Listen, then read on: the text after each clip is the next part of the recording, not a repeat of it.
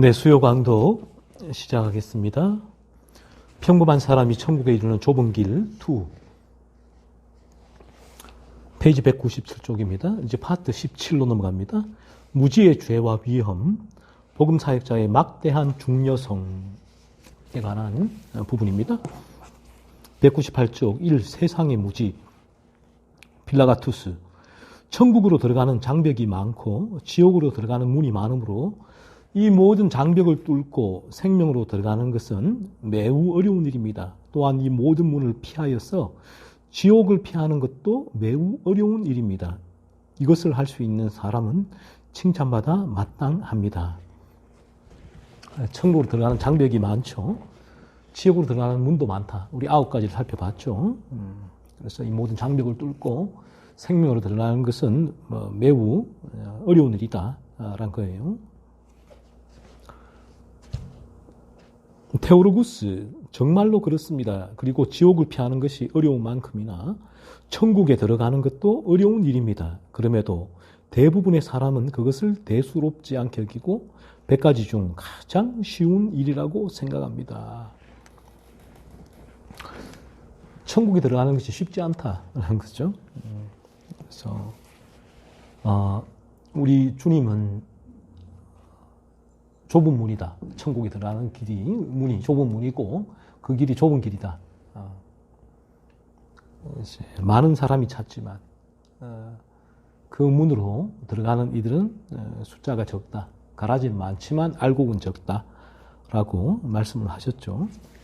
대단히 쉽지 않은 일이다. 라는 것입니다. 그래서 사람들은 이 부분이 그 천국에 들어가는 것을 이게 뭐 대수롭지 않은 일, 이제 내가 어떤 외적인 또 신앙의 모습이 있으면 천국에 들어간다.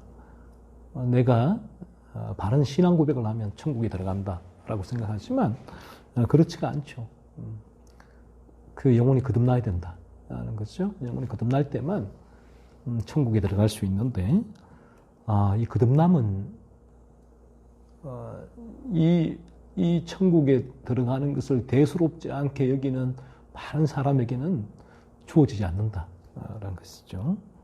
간절히 거듭남을 사모하고 추구하는 이들에게 진리 가운데 성령의 역사로 하나님의 은혜 가운데 주어지는 선물이다라는 것입니다. 그러자 아수네투스가 이제 이렇게 얘기를 합니다. 아수네투스는 무지한 사람이에요. 무지한 사람. 이것이 아무리 어려운 일일지라도 나는 하나님의 은혜로 천국에 들어갈 수 있기를 소망합니다. 왜냐하면 내가 남에게 대접받고 싶은 대로 대하고 아무에게도 해를 끼치지 않으며 아무에게도 해를 입히지 않는 한 하나님께서 내 영혼을 불쌍히 여기실 것이기 때문입니다. 그리고 나의 선행이 악행을 상쇄시켜서 결국에는 하나님께서 정하신 균형을 맞출 것으로 의심치 않습니다. 왜냐하면 나는 항상 하나님을 경외하며 진심으로 하나님을 섬겨왔기 때문입니다. 그러므로 하나님의 계명을 지키고 내 이웃들이 사는 것처럼 기독교인으로 살아가는 한 하나님께서 내 영혼을 저주하지 않으실 것이라고 믿습니다. 이 무지한 사람이죠. 그야말로 성경이 말하고 있는 구원의 길과는 전혀 상관없는 본인이 생각하고 있는 성경을 곡해하고 또 성경에서 무지함을 이제 드러내고 있는 발언들이죠. 하나님의 은혜로 천국에 들어갈 수 있기를 소망합니다.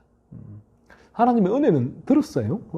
이 아수네투스가 무지하지만 천국에는 하나님의 은혜로 들어갈 수 있구나. 그런데 아수네투스가 말하는 하나님의 은혜는 성경에서 말씀하고 있는 하나님의 은혜와는 전혀 다른 은혜입니다. 아수네투스는 이런 거예요. 내가 남에게 내가 대접받고 싶은 대로 남을 대하고 아무에게도 해를 끼치지 않고 살아왔다. 그러면 하나님께서 내 영혼을 불쌍히 여기시지 않겠는가. 그리고 또 내가 악을 행할지라도 내가 또 선행을 한 것이 있으니까 이 선행이 악행을 상쇄시킬 것이다. 제로가 될 것이다. 하나님께서 이 악행 때문에 나를 벌하지 않을 것이다. 그리고 나는 항상 하나님을 경외하며 진심으로 하나님을 섬겨왔다. 그래서 나는 이 기독교인으로 살아가는 한 하나님께서 내 영혼을 저주하지 않으실 것이다. 천국으로 인도하실 것이다. 라고 본인은 생각한다. 믿는다라는 거예요. 그래서 아수네투스가 하는 말은 철저하게 어떤 나의 내적인 본성의 변화, 거듭남으로 인한 내 본성이 변화되고 거룩의 기질이 일어나고 거룩의 방향성이 생기고 그러므로 거룩에서 일어나는 회심의 열매를 맺는 본성, 비잉에서 일어나는 두잉을 말하는 거 아니에요. 이 아수네투스는 비잉은 상관이 없어요. 본인에게 비잉.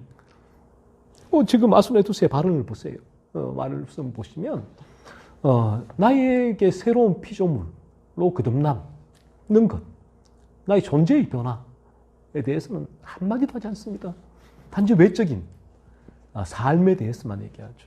외적으로 내가 그리스도인으로 살아간다면, 외적인 선행이 있다면, 외적인 으로 다른 이들에게 내가 대접받고 싶은 대로 행하고 어떤 해를 끼치지 않는다면 하나님께서 나를 불쌍히 여기시고 나를 저주하지 않으시고 나를 천국으로 인도하실 것이다. 이것이 아수네투스에게는 하나님의 은혜다라는 거예요. 얼마나 무지합니까? 성경에 무지하죠. 그러자 테오르구스가 이렇게 묻습니다. 당신은 하나님의 계명인 십계명을 지킬 수 있습니까? 제 테오르구스가 얘기합니다. 그렇다면 당신이 그렇게 당신의 말대로 한다면 당신이 외적으로 행위를 통해서 하나님께서 그 행위 가운데 은혜를 부어주셔서 내가 천국에 들어갈 것이다 라고 믿는다면 그렇다면 십계명은 어떤가? 십계명을 당신이 지킬 수 있는가? 하나님의 계명인 십계명을 지킬 수 있는가 물었습니다. 아수네투스, 하나님께서 나에게 은혜를 베푸시는 한 최대한 지킬 것입니다. 그래서 아수네투스는 사실은 이 계명을 지키고 안 지키고 이거는 별 큰 아수네투스에게는 이게 문제가 안 된다라는 거죠. 아수네투스는 하나님께서 나에게 은혜를 베푸시는 한 최대한 지킬 것이다. 도대체 무슨 말입니까? 하나님께서 은혜를 베푸시면 지키는 것이고 내가 지키지 못하면 하나님께서 내게 은혜를 베푸지 않은 것이다. 이렇게 되는 것이 전부 다 하나님의 책임이 되는 거죠. 그래서 하나님 내게 은혜를 베푸시는 한 나는 최대한 지킬 것이다. 지금 만약에 아수네투스가 거듭났다면 아수네투스에게는 십계명을 지키고자 하는 간절한 열망이 일어날 거예요. 그 마음 가운데. 십계명을 지키고자 애를 쓰고 십계명을 지키는 삶, 그 두잉이죠. 두잉 회심의 열매가 맺힐 것입니다. 그런데 아수네투스는 이 물음에 답할 수가 없어요. 왜요? 거듭나지 않은 상태니까. 그래서 아수네투스는 너무나 애매하고 모호하게 대답을 합니다. 성경의 진리와는 상관없이. 하나님께서 내게 은혜를 베푸는 한 내가 최대한 지킬 것이다. 참 애매모호하죠. 테오르구스, 그런 말이 아니라 당신이 십계명을 지키고 있는지 그렇지 않은지를 묻는 것입니다. 지금 이 순간 당신이 십계명을 지키고 있느냐, 지키고 있지 않느냐 하는 거예요. 그래서 우리가 거듭나게 될 때, 물론 우리가 십계명을 완벽하게 지킬 수는 없지만, 하지만 우리 안에 그리스도의 생명이 하나님의 율법에 복종하고자 하는 마음을 주신단 말이에요. 그래서 내가 십계명을 이제는 내 마음에서 죄를 죽이는 그 삶이 십계명을 지키는 삶으로 드러나게 된다. 그렇다면 내가 완벽하게 십계명을 지키지 않았더라도 못하더라도 나에게는 십계명을 지키고자 하는 방향성, 거룩의 열망이 있고 이것은 곧 한편으로 십계명을 지키는 삶이 되는 거예요. 거룩한 삶이 되는 것입니다. 하나님께서는 그를 보고 십계명을 지키는구나. 그렇게 인정을 해주신다. 그런 것이죠. 아수네투스, 나는 최대한 지키려고 노력하고 있습니다. 모든 계명을 지키지는 못하지만 일부는 지키고 있다고 확신합니다. 아수네투스는 최대한 지키려고 노력한다. 그래서 모든 계명을 지키지는 못하지만 일부는 지키고 있다고 확신합니다. 애매모호하죠. 소리 끝나게 된다면 우리는 하나님의 모든 계명을 지키고자 우리가 그런 두잉이 일어나게 돼요. 이게 회심의 열매다. 이 부분을 지키지 못할 때는 이거 죄거든요. 내 안에 일어나는 죄의 유혹들을 바라보고 분투하고 밀어내면서 우리는 이 회심의 열매를 맺게 되는데, 그래서 이 십계명을 우리 마음에서 우러나와서 십계명을 지키는 회심의 열매를 맺는 삶을 살게 되는 것이고, 그래서 완벽하지는 않아요. 이 땅 가운데서는. 그래서 아수네투스가 말하는 뭐 일부는 지키고 일부는 안 지킨다. 나에게 선별적으로 내가 이 계명은 취사 선택을 하는 것이 아니라 우리 안은 하나님의 모든 계명에 대한 순종의 마음이 일어나게 된다. 이 새로운 피조물, 양의 본성이다라는 거예요. 그래서 하나님께서는 내가 거룩하니 너희도 거룩하라라고 우리에게 거룩을 요구하고 계신다는 거죠. 그래서 내가 어떻게 거룩해질 수 있는가 했을 때, 내 안에 새로운 본성이 들어오게 될 때는, 새로운 피조물이 될 때는, 그리스도의 생명이 살아 숨쉬게 될 때는 나는 온전한 거룩을 열망하게 된다. 이 거룩의 기질이 생겨났기 때문이다. 그 거룩의 기질이 일어나서 온전한 거룩을 열망하며 거룩한 삶을 살고자 몸부림치며 회심의 열매를 맺는 그를 보고 하나님께서는 거룩하다라고 인정해 주신다. 그리스도 안에서 그를 거룩하다라고 보시는 거예요. 그리스도 안에 있을 때는 그에게 이런 현상이 일어나게 된다. 그런데 그에게 그리스도 안에 있지 않을 때, 그리스도의 생명이 거하지 않을 때, 거듭나지 않았을 때는 그에게는 단지 그의 의지로 종교성이죠. 종교성으로 내가 이 계명을 지켜내리라. 그래서 내가 구원받은 자라는 입증을 하리라. 그런 이제 모습으로 이 십계명을 지키려고 애를 썼지만 그의 마음은 전혀 동하지 않는다. 하지만 그가 그런 십계명을 지키고자 할 때에 그는 사실은 그 십계명을 지킬 수가 없게 되는 거죠. 그래서 어떤 부분은 지키고 어떤 부분은 지킬 수 없다라고 했을 때 그에게는 일관된 십계명에 대한 순종의 마음이 일어나지 않는다라는 거죠. 테오로구스, 일부를 지킨다고 하니 감히 구체적으로 당신을 시험해보고자 질문을 하겠습니다.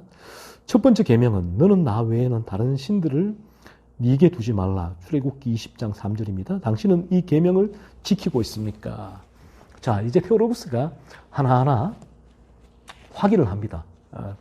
아수네투스가 일부는 지킨다고 했으니까 어떤 부분을 지키고 있느냐 확인을 하는 거예요. 먼저 첫 계명, 나 외에는 다른 신들을 네게 두지 말라라는 거예요. 오직 하나님 위에는 다른 신을 섬기지 말라, 네게 두지 말라는 거죠. 그러자 아수네투스가 이렇게 대답합니다. 이 질문에 대해 두려워할 이유가 전혀 없습니다. 왜냐하면 나는 한 분, 하나님만을 섬겼기 때문입니다. 나는 분명히 하나님은 한 분뿐이라고 확신하고 있습니다. 본인은 하나님만을 섬겼다는 거죠. 그래서 나는 하나님 한 분뿐이다 라고 확신한다. 첫 계명을 나는 지켰다. 그렇죠? 자, 테오로구스가 두 번째, 다음으로 묻습니다. 두 번째 계명은 너를 위하여 생긴 우상을 만들지 말고 또 위로 하늘에 있는 것이나 아래로 땅에 있는 것이나 땅 아래 물속에 있는 것의 어떤 형상도 만들지 말며 그것들에게 절하지 말며 그것들을 섬기지 말라. 출애굽기 20장 4절로 5절입니다. 이에 대해서는 어떻게 생각하세요? 아수네투스, 나는 평생 어떠한 형상도 섬기지 않았습니다. 나는 그것들을 경멸합니다. 그것들은 단지 나무와 돌에 불과하여 나를 도울 수 없다는 것을 알고 있습니다. 아수네투스가 평생 어떤 형상도 섬기지 않았다. 우상을 섬기지 않았다는 거죠. 나는 그것들을 경멸한다. 그것들은 단지 나무와 돌에 불과하여 나를 도울 수 없다는 것을 알고 있다. 아수네투스가 이렇게 고백을 했습니다. 테오로구스, 세 번째 계명은 네 하나님 여호와의 이름을 망령되게 부르지 말라. 출애굽기 20장 7절입니다. 이에 대해서는 어떻게 생각하세요? 아수네투스, 아닙니다. 나는 평생 욕쟁이로 여겨진 적이 없습니다. 오히려 나는 어릴 때부터 항상 하나님을 두려워했고 기억할 수 있는 한 줄곧 하나님을 굳게 믿어왔습니다. 그렇지 않다면 매우 슬플 것입니다. 보는 그런 적이 없다라고 또 대답을 해요. 테오로구스 네 번째 계명은 안식일을 기억하여 거룩하게 지키라. 출애굽기 20장 8절입니다. 이에 대해서는 어떻게 생각하세요? 아수네투스. 그 문제에 대해서는 나는 내가 사는 교구에서 누구보다도 교회를 잘 다니고 거기에 있을 때 기도도 잘 하였습니다. 스스로 말하기는 그렇지만 나는 항상 신앙심이 깊었고 하나님의 말씀을 온 마음을 다해 사랑해 왔습니다. 일요일마다 우리 교구 목사님이 읽어주시는 서신서와 복음서를 듣는 것이 저에게는 큰 기쁨이 됩니다. 안식일을 기억했다라는 것이 좀 거룩하게 지켰다라는 겁니다. 그 테오로구스. 다섯 번째 계명은 내 부모를 공경하라. 출애굽기 20장 12절입니다. 이 계명은 지키고 있습니까? 아수네투스. 나는 항상 부모님을 진심으로 사랑하고 존경했습니다. 아무도 나를 비난할 수 없을 거라고 생각합니다. 그리고 내가 어떤 계명을 지키고 있다면 이 계명을 지킨다는 확신이 있습니다. 내가 어렸을 때 모든 사람들은 내가 좋은 본성을 지닌 순종적인 아이라고 했습니다. 그러므로 이 계명을 지키지 않는다면 나에게 큰 슬픔이 될 것입니다. 나는 부모님께 순종적인 아이였기 때문에 부모님을 진심으로 사랑하고 존경해왔다라는 거예요. 지켰다는 거죠. 다섯 번째 계명도. 테오로구스. 여섯 번째 계명은 살인하지 말라. 출애굽기 20장 13절입니다. 이에 대해서는 어떻게 생각하세요? 아수네투스. 이 계명을 지키지 않는다는 건 이상한 일이죠. 살인하지 않았다라는 거죠. 테오로구스. 일곱 번째 계명은 간음하지 말라. 출애굽기 20장 14절입니다. 이에 대해서는 어떻게 생각하세요? 아수네투스. 하나님께 감사드립니다. 나는 이러한 문제에 휘말린 적이 없습니다. 하나님께서 항상 나를 그런 일에서 보호해 주셨고 앞으로도 그렇게 해 주시기를 바랍니다. 나는 한 번도 이런 간음의 문제에 빠진 적이 없다라는 거예요. 넘어진 적이 없다라는 거죠. 테오로구스. 여덟 번째 계명은 도둑질하지 말라. 출애굽기 20장 15절입니다. 이에 대해서는 어떻게 생각하세요? 아수네투스. 나는 간음도 하지 않고 도둑질도 하지 않습니다. 하지 않았다. 라고 말했습니다. 테오로구스. 아홉 번째 계명은 내 이웃에 대하여 거짓 증거하지 말라. 출애굽기 20장 16절입니다. 이에 대해서는 어떻게 생각하세요? 아수네투스. 나는 온 마음을 다해 모든 거짓 증언을 무시합니다. 거짓 증언하지 않았다라는 것이죠. 테오로구스. 열 번째 계명은 내 이웃의 집을 탐내지 말라. 내 이웃의 아내나 그의 남종이나 그의 여종이나 그의 소나 그의 낙이나 물은 내 이웃의 소유를 탐내지 말라. 출애굽기 20장 17절입니다. 이에 대해서는 어떻게 생각하세요? 아수네투스. 하나님께 감사드립니다. 나는 다른 사람의 재산을 결코 탐내지 않았습니다. 한 번도 탐낸 적이 없다. 나는 이제 그렇게 아수네투스가 지금 십계명에 대해 얘기했습니다. 테오로구스. 이제 보니 당신은 훌륭한 사람이라는 것을 알겠습니다. 당신은 모든 계명을 지킬 수 있습니다. 당신은 마치 누가복음 18장 21절에서 그리스도께 이것은 내가 어려서부터 다 지켰나이다 라고 말했던 부자 관리와 같습니다. 이제야 비로소 당신이 설교를 가볍게 여기는 것이 전혀 놀랍지 않다는 것을 알았습니다. 당신은 온전하니 의사가 필요 없고 고통을 느끼지 않으니 자비를 구할 필요가 없습니다. 고통이 느껴지지 않는 곳에서는 자비를 중요하게 여기지 않기 때문입니다. 그러므로 나는 당신에게 구세주가 필요하지 않다고 생각합니다. 지금 핵심을 찔러서 지금 테오로구스가 말하고 있죠. 아수네투스가 이 성경에 무지하다. 그래서 본인의 거듭남, 내 안에 거듭남이 이루어진 것과 상관없이 외적으로 내가 이 신앙의 행위만을 잘 감당하면 하나님께서 나에게 거듭남의 은혜를 나를 천국으로 인도해 가실 것이다 라고 믿었단 말이에요. 그러니까 테오로구스가 이 아수네투스가 이 거듭남과는 전혀 무지한 상태에 있구나 라는 것을 알고서 이 십계명을 율법이죠. 하나님의 거룩의 기준을 들이댄 거예요. 이 율법의 십계명을 들이댔을 때 인간은 이 거룩의 기준, 하나님의 거룩의 기준 앞에 죄로 물들은 인간, 여전히 내가 죄악된 본성 가운데 있는 인간은 이 십계명 앞에 자신의 죄인됨을 고백할 수밖에 없다. 찔릴 수밖에 없다. 내가 이 십계명을 전혀 지키지 못한 존재입니다. 라고는 고백이 나와야 된다. 그래서 테오로구스는 아수네투스에게 그러한 죄의 자각이죠. 죄의 자각을 일으키기 위해서 이 십계명을 얘기한 거예요. 그러니까 이 아스네투스는 너무나 입심 좋게 나는 다 지켰다. 그러니까 테오로구스가 말합니다. 부자가 하는 거야. 똑같구나 당신은. 그러니까 당신이 설교를 가볍게 여긴다. 설교를 통해서 인간의 죄의 성을 폭로하는 그 설교 앞에 두려운 마음으로 나와야죠.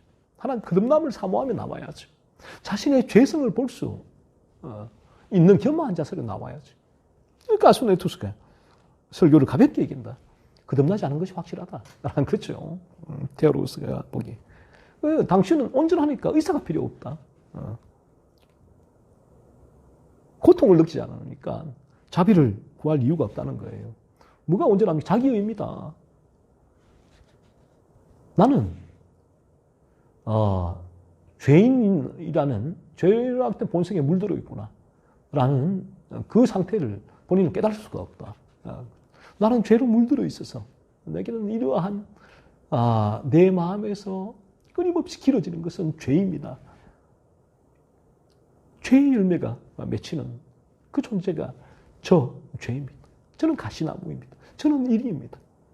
이 십계명을 제시했을 때 하나님의 거룩의 기준이 들어왔을 때에 본인의 죄악된 본성을 봐야 하는데 이 아스네투스는 나는 온전하다. 율법, 거룩의 빛이 하나님의 거룩의 기준을 비추었대.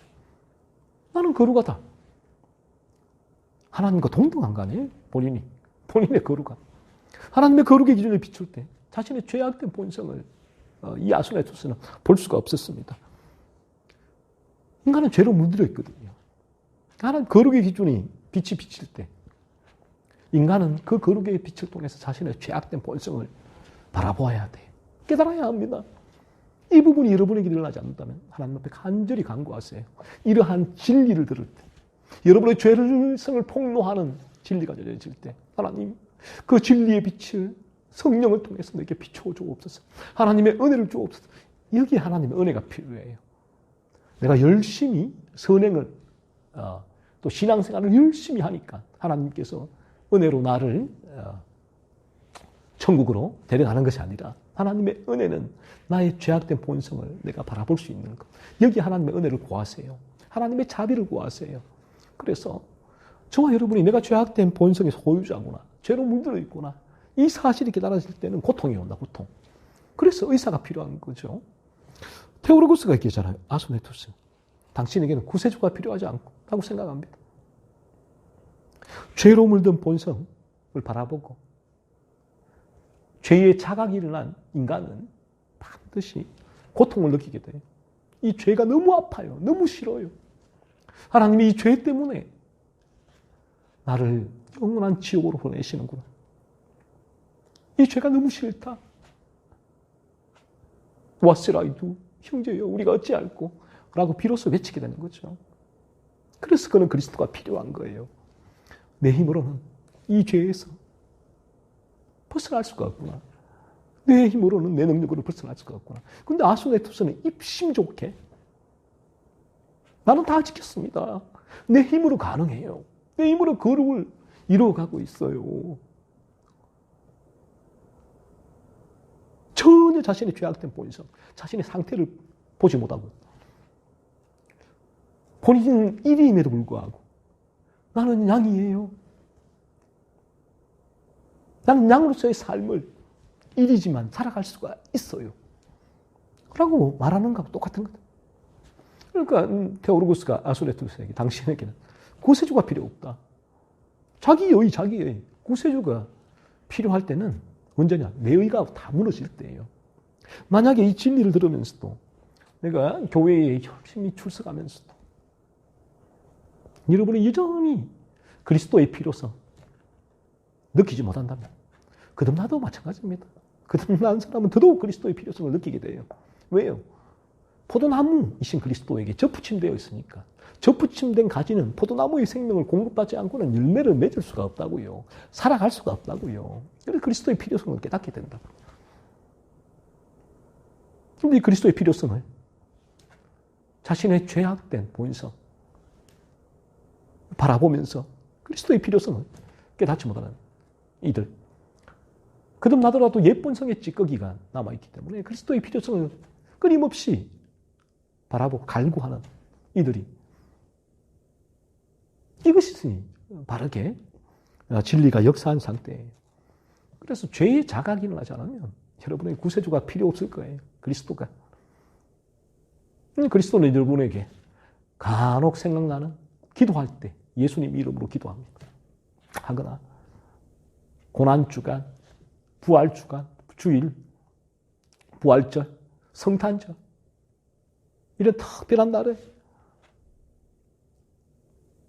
또 내가 복음을 전할 때, 사형리를 가지고 전할 때, 이런 특별한 순간에만 그리스도가 여러분에게 이제 지성적으로 필요한 분이 되는 거죠. 하지만 참되게 인간이 죄를 자각하게 되면 그리스도는 실제로 그리스도의 필요성을 느끼게 돼요. 그래서 그리스도의 필요성을 느끼기 때문에 죄를 자각한 인간은 그때부터 이 죄를 살피게 돼요. 탐사죠. 토마스 셰퍼드가 처럼 죄를 탐사하게 되고요. 자발적인 탐사가 이루어져요. 그때부터. 그전에는 죄의 자각성이 일어나지 않으면 죄의 자발적인 탐사가 이루어지지 않습니다. 지성적으로, 이성적으로 죄를 살피는. 이게 대단히 힘든 일이에요. 살피라고 할 때만 살필 수가 있거든요. 죄의 자각이 일어나지 않으면 죄를 살필 수가 없어요. 진리를 들을 때, 진리의 글을 읽을 때, 죄를 살피야겠구나. 죄를 살피다가 그거 덮으면 진리가 들리지 않으면 죄를 살필 수가 없어요. 하지만 죄의 자각, 각성이 일어난 사람은 죄에 대한 미움, 혐오가 일어나거든요. 그러니까 내가 죄가 일어날 때, 죄의 마음이 일어나고, 죄의 마음이 또한 이 일반은 정을 깨고 도잉으로 일어나고 할 때에 그는 너무 괴롭죠. 자기 죄를 탐사하는 거예요. 죄가 일어날 때 자발적으로 탐사를 하게 됩니다. 그래서 그가 죄를 탐사하는데 여기서 그리스도가 필요하구나. 이 죄에서 나를 건지실, 내가 이 죄의 고통을 느끼기 때문에 이 죄의 고통에서 나를 구해 주실 그리스도가 필요하구나. 그래서 그리스도를 묵상하게 되는데, 하지만 이 사람은 여전히 자기 의가 살아 있습니다. 그래서 자기 의로, 기도로, 또 금식으로, 청교도의 글을 읽으며 본인의 죄를 죽이기 위해서 애를 쓴다 말이에요. 이 자기 의다. 하지만 어느 순간, 어느 지점에서 이 자기 의가 죽는 지점에 와요. 계속 죄각성이 일어난 사람은 그리스도의 필요성을 바라보게 되는데, 그래서 그리스도를 주님 저를 구해주세요라고 기도를 하죠. 비로소 기도를 하게 되는데, 어느 지점에서 내 의가 완전히 무너집니다. 내가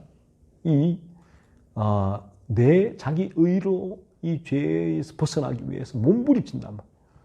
이 부분이 어느 지점에서 무너진다. 그리스도의 의가 내게 전가가 되죠. 100%. 그래서 이 지점이 어느 순간 일어나게 되는데, 이 지점은 우리가 알 수가 없다. 일반적으로. 왜? 내가 죄각성이 일어났을 때 계속 그리스도를 필요로 했으니까. 그래서 내 의가 완전히 무너지는 지점에서도 내가 그리스도를 필요로 해요. 그러니까 내가 그리스도를 계속 필요로 해왔고, 죄각성이 최고조에 달해서 자기가 무너지는 지점에서도 내가 그리스도를 필요로 하니까 내가 쭉 그리스도를 필요로 해왔는데, 어느 지점에서 내 의가 완전히 무너지고 그리스도의 의가 전가되었는지를 알 수 있는 그런 지점이 대단히 어렵다. 이 부분을 구원파가 몇 날 며칠 몇 시 몇 분 몇 초에 거듭났다 안다는 것은, 그것은 비성경적이다라는 거예요. 그래서 어떻게 할 수 있는가? 그 이후에 열매로 알리라, 주님 말씀하신.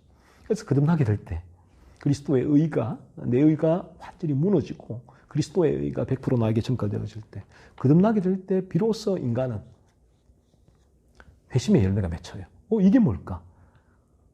예전에는 내가 이 죄에 너무나 무력했는데, 죄에 끌려다녔는데, 거듭난 이후로는 이러한 죄가 죽어진단 말이에요.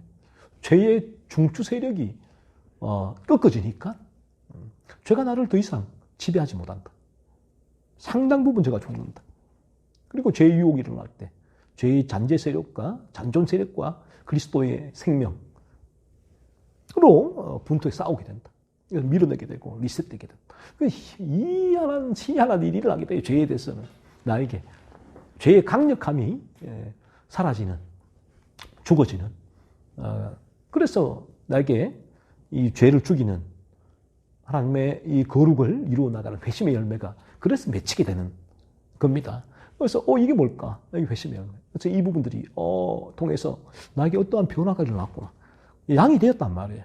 양이 되니까 양처럼 매고 풀을 뜯어먹고 목자의 음성을 알고 순종하고 따라다니는 거예요. 이게 양이 되니까. 그래서 이게 뭘지? 이 새끼 양은 이게 뭘까? 희한하네. 계속 이제 하루 이틀, 일주일, 2주일, 한 달, 2달 가도 이 방향성은 없어지지 않는다. 이 거룩의 방향성이거든. 거룩의 기질이 생겼으니까. 새로운 피조물 본성이 되어서. 그러니까 놀랍죠. 신기하죠. 이게 신기할 따름이다. 그래서 이것을 보고 로이 존스 목사님은 대경 실세갈 경험이다 라고 하죠. 라이든 목사님은 획기적인 일이다 라고 표현하기도 하고요.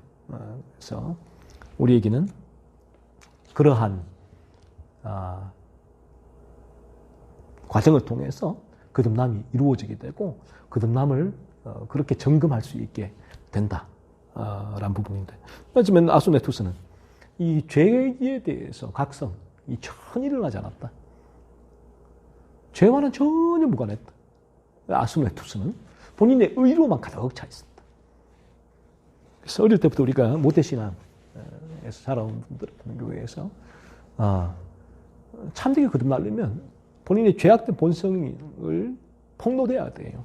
그런 설교를 듣고 자신의 죄악된 됨을 고백해야 되는데 이제 모태신앙으로 교회 안에서 계속 자라나게 되면 주일학교를 다니고 그러면 예수를 믿기 때문에 거듭났다라고 말을 해버려요. 입교도 하고 하기 때문에 거듭난 거예요. 그러면 이 사람은 자신의 죄에 대해서 죄를 전혀 살펴볼 수 있는 기회가 주어지지 않았다. 기회가. 죄와는 무관한 삶을 사는 거예요. 그래서 그에게 구원받았다는 부분은 열심히 주일 성수하는 것, 기도하는 것, 말씀 읽는 것. 이 정도 차원이란 것. 하지만 성경의 거룩은 그 부분이 아니죠. 내 안에 하나님께서 말씀하신 거룩의 기준에 위배되는 죄에 대한 그런 정오 혐오가 끊임없이 일어나게 된다. 죄와 분투하게 된다. 이 부분이 뭔지를 모른다라는 거죠. 그래서 아수네투스도 본성을 바라보는 수 있는 진리를 듣지 않았고 그 과정이 이루어지지 않았다.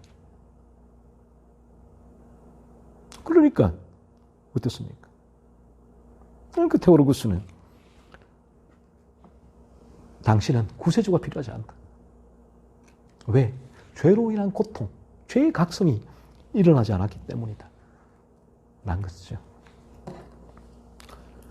오늘 우리가 이 진리를 듣고서 여러분 자신도 잘 점검해 보세요. 내가 죄의 각성이 일어났는지,